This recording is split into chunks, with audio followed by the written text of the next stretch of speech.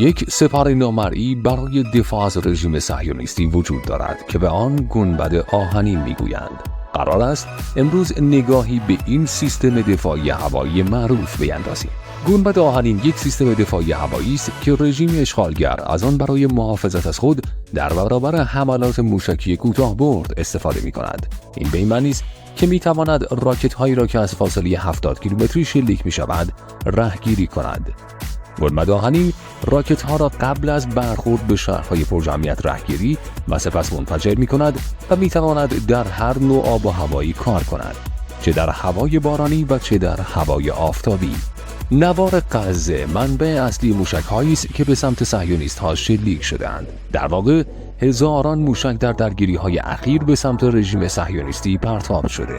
بنابراین اگرچه برخی از راکت‌ها به شهرها اصابت کردند و خانه‌ها را تخریب کردند، اما گنبد آهنین با موفقیت 85 تا 90% آنها را رهگیری کرد.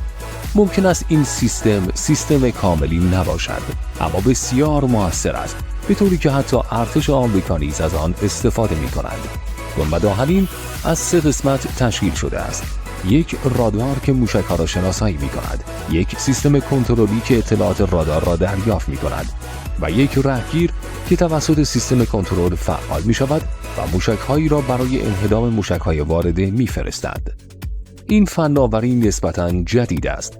اولین سیستم گنبد آهنین در سال 2011 راه اندازی شد و اکنون اسرائیل در مجموع دارای 10 سیستم گنبد آهنین در کل مناطق اشغالی است. این سیستم به وضوح مانند یک سپر در آسمان عمل می‌کند. در اینجا می‌توانید راکت‌هایی که از غزه به سمت اسرائیل شلیک می‌شوند را ببینید و در سمت دیگر موشک‌هایی که به گنبد آهنین می‌آیند تا آنها را رهگیری کنند. بدون گنبد آهنین همه این موشک‌های ارسالی از غزه به سرزمین‌های اشغالی اصابت خواهند کرد. گروه‌های مقاومت در غزه مانند حماس سعی کردند با بمباران سرزمین‌های اشغالی با صدها راکت در یک زمان گنبد آهنین را در هم بشکنند، اما به طور کلی این سیستم توانسته است در حال حاضر مقاومت کند.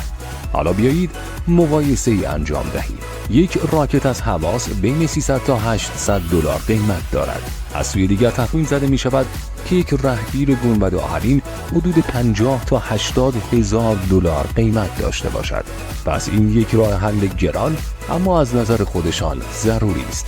این روشی است که رژیم اشغالگر با آن می تواند از شهروندان خود در برابر حملات هوایی محافظت کند. بسیاری گفتند که گنبد آهنین در ابتدا محکوم به شکست خواهد بود، اما تاکنون این سیستم دفاعی موفق بوده. اما جالب است بدانید امروزه موشک‌هایی ساخته شده که این سیستم دفاعی به ظاهر پیشرفته را مختل و نابود کند.